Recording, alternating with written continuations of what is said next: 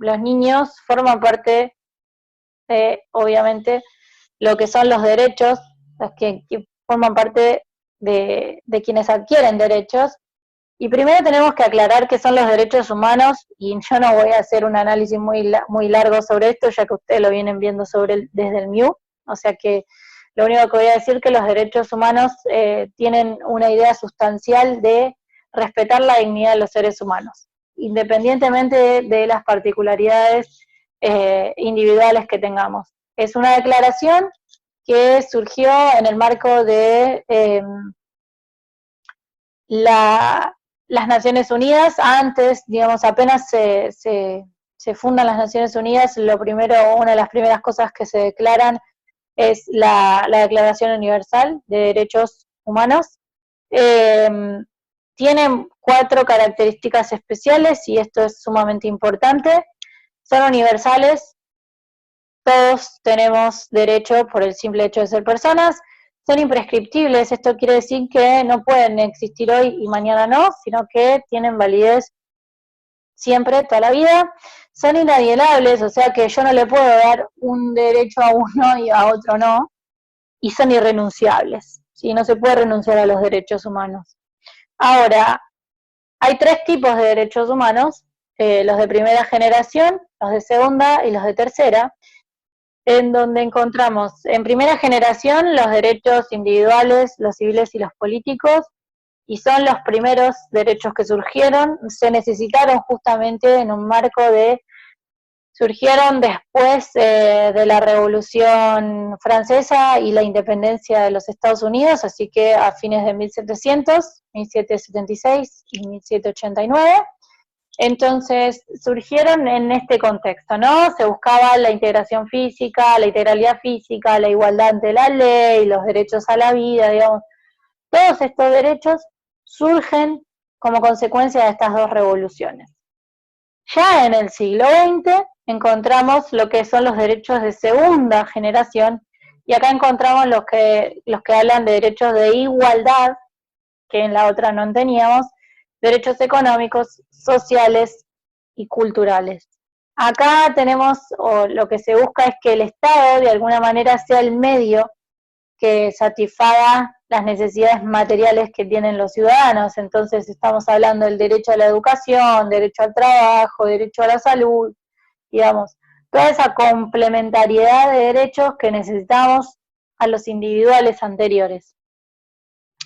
Y luego los de tercera generación, en este caso estamos hablando de los derechos colectivos, de los derechos de solidaridad, y son de la segunda mitad del siglo XX, ¿sí? Acá estamos hablando de los derechos que tienen que ver como derecho a la paz, derecho a un medio ambiente sano, derecho al derecho sostenible, al derecho sustentable, digamos. Todas las cuestiones que habían quedado fuera de ese marco, pensando en un colectivo, ¿no? Los otros pensábamos en individualidades tal vez, y en estos empezamos a hablar de colectivos. ¿Qué diferencia encontramos entonces entre los derechos de la infancia, los derechos del niño y los derechos humanos propiamente dicho? Principalmente es que los derechos del niño no son algo que complementa a los derechos humanos, y esto es importantísimo, sino que son derechos humanos.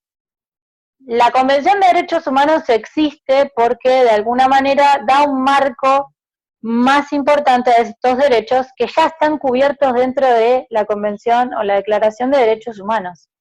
Y porque hay derechos que no pueden ser aplicados tanto en adultos como en niños, y al revés. Entonces, hubo que crear una declaración que sea propia para estos niños, y que es la Declaración de Derechos del Niño, de Niña y del Adolescente. Es un tratado dentro de Naciones Unidas también, que reconoce en 1989, no hace muchos años, a estos derechos de los niños. Es un tratado muy, muy importante, fue ratificado por casi todos los países, por 190, en el mundo tenemos 192, así que hay 2 países que no firmaron, y estos son Somalia y Estados Unidos.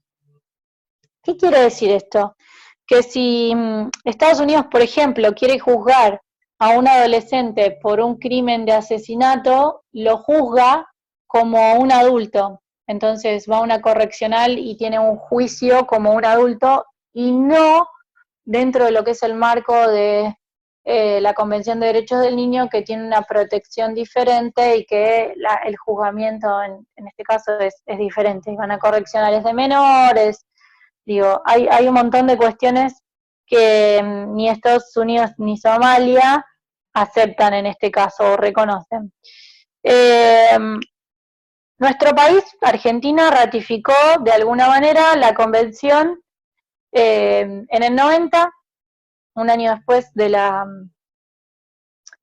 firma, o sea que la establecemos como propio, y en el 94 forma parte de lo que es el artículo 75, inciso 22, que es donde se le da la misma importancia a la Constitución que a tratados internacionales de derechos humanos, y en este caso forman parte. Tenemos además la ley 26.061, que es la de la protección integral, que se sancionó en 2005, y es importante esto porque lo que hace es aplicarle una obligatoriedad a la convención. Entonces es como darle un marco mayor al cuidado de esos niños. ¿Cuál es el derecho más importante? Bueno, no existe un derecho más importante porque los derechos de la infancia son todos indivisibles, son todos interdependientes. Entonces están uno vinculados con el otro. En la convención solo se los enumera por una cuestión de orden, pero no porque uno sea más importante que el otro.